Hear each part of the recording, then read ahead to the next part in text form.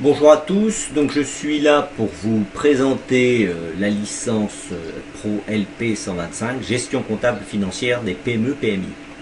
Donc cette licence tout d'abord elle s'inscrit dans un niveau Bac+3 CNAM. Alors évidemment avant vous pouvez faire directement, si vous sortez du bac, le certificat, c'est le niveau 1, vous continuez en deuxième année, c'est le DUST et vous pouvez poursuivre en licence. Alors bien sûr, nous avons créé un site internet. Si vous cliquez sur ce lien en regardant la vidéo, eh bien, vous allez avoir un petit fichier qui va s'ouvrir avec des petits onglets. Et si vous cliquez sur licence pro, vous pouvez regarder les autres diplômes. En cliquant là-dessus, eh bien, vous allez avoir tout un petit système qui va s'ouvrir, un lien avec tout ce que vous devez savoir sur la licence pro, les unités d'enseignement, etc., etc. Et c'est un peu le but de ma vidéo d'aujourd'hui. Mais si vous voulez revoir la vidéo ou écoutez-la en même temps que vous visionnez le lien. Donc une fois que vous avez là, vous cliquez sur le lien licence pro et vous arrivez directement dessus. Alors pour pouvoir rentrer en licence pro, il faut savoir qu'il faut un dossier de candidature. C'est-à-dire que l'entrée n'est pas libre, il faut candidater. On candidate sur un lien qui s'appelle Démarche simplifiée. C'est un site internet sur lequel vous allez rentrer là-dedans. On va vous demander soit de créer un compte ou si vous en avez un, vous allez rentrer vos identifiants. Et on va vous demander tout un tas de documents, pas tout un tas, surtout les Bac+2 que vous avez eu, l'expérience professionnelle que vous avez eue, etc., etc. Mettre un petit mot sur pourquoi vous voulez faire une licence pro, etc., etc. Là-dessus, quand vous allez valider, je vais recevoir un mail et on va me demander d'auditer votre dossier. Je le fais au fil de l'eau. Par contre, il y a quand même des conditions. Il faut savoir. Il faut avoir un Bac+2. Si possible, un Bac+2 dans le domaine d'activité. Soit vous faites le DUST du CNAM, le BTS ou l'ancien DUT si vous en avez un. Si par contre vous avez un Bac+2 un peu différent, pas tellement compta, on va vous demander une UE de remise à niveau. C'est facultatif, mais c'est préférable. Et puis aussi, si vous pouvez avoir de l'expérience pro, c'est quand même pas mal pour alimenter votre dossier. C'est pas rédhibitoire, vous pouvez ne pas avoir d'expérience pro, mais c'est mieux. Je réponds donc au fil de vos candidatures, puisque je reçois un mail dès que vous validez, et ensuite, moi, je le traite, et je le valide ou je le valide pas. Entre nous, si vous avez fait une scolarité normale, si vous êtes dans la moyenne, dans la norme, même si vous n'êtes pas, vous avez un dossier extraordinaire, en règle générale, ça ne pose pas de problème. Une fois que c'est validé, eh bien, vous allez être convoqué par la scolarité pour vous inscrire, du moins pour payer les droits, puisque vous ne payez pas en direct. D'ailleurs, si je vous montre exactement le dossier, quand vous regardez sur le site internet, le tarif c'est 820 €, payable en 2 versements. En règle générale, 820 € pour une licence, c'est franchement pas très cher. Ensuite, vous allez recevoir, alors bien sûr, je reviens, toutes les unités d'enseignement, quand vous allez sur le site, ça vous donne les jours où vous avez cours.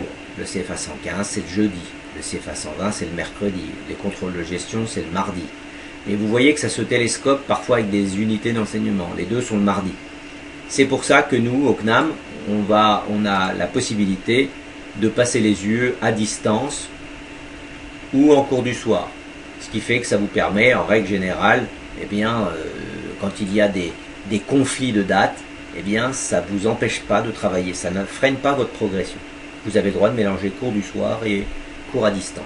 D'ailleurs, vous pouvez mettre que à distance si ça vous plaît.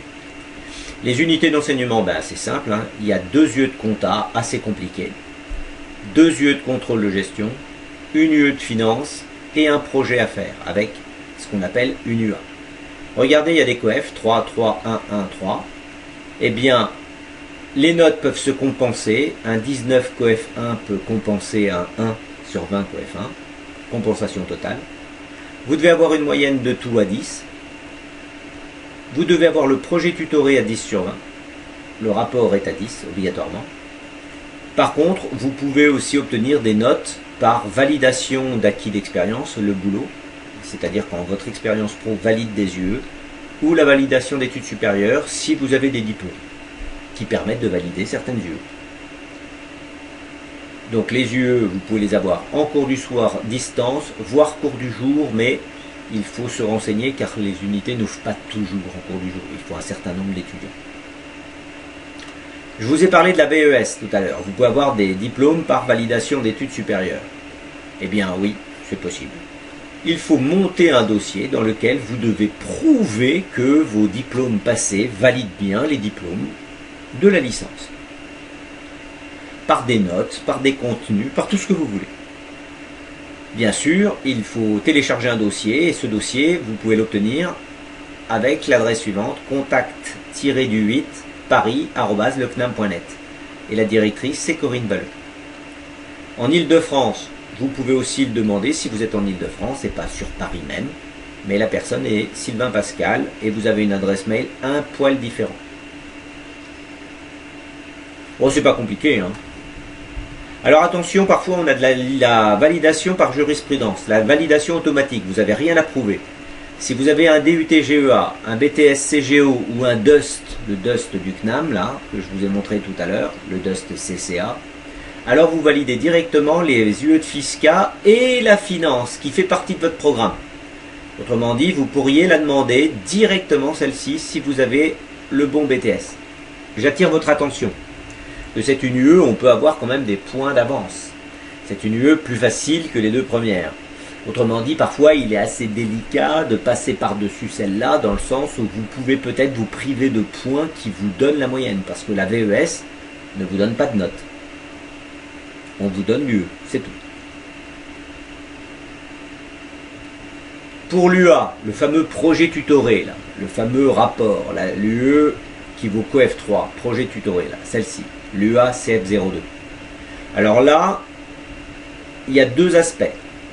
Il faut donc bien avoir 12 mois d'expérience pro dans la spécialité, ou si vous avez 12 mois hors spécialité, vous devez faire un stage non pas de 3 mois, mais c'est passé là récemment à 6 mois.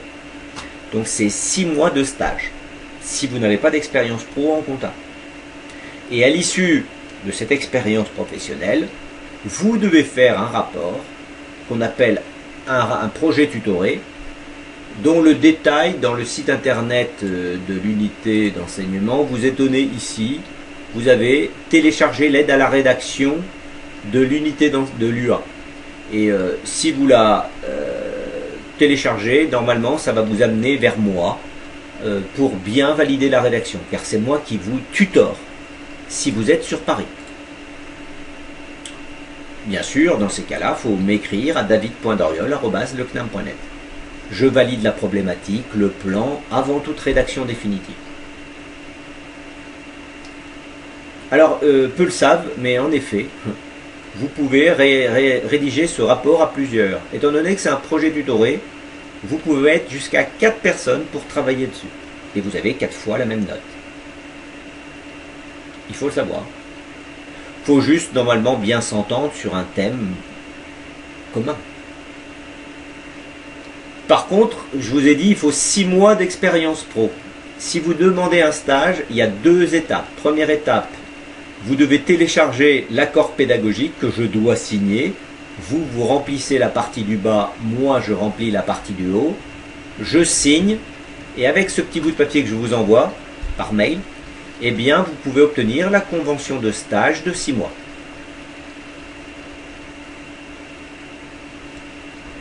Une fois que vous avez votre stage, qu'on a fait le rapport, que je vous ai évalué, que vous avez toutes les autres UE, ça fait bien la moyenne à 10, le rapport est à 10, alors il faut nous envoyer toutes les traces de vos notes, toutes les pièces justificatives, de manière à ce que Chantal Charnier, notre secrétaire pédagogique, et moi-même, on puisse faire vos PV de réussite. Et ça, on le transfère au CNAM, au siège, qui va demander l'émission d'un diplôme. Donc vous aurez d'abord une attestation de réussite, puis ensuite, ultérieurement, le diplôme. Voilà, pour engager le parcours de la licence pro. Merci.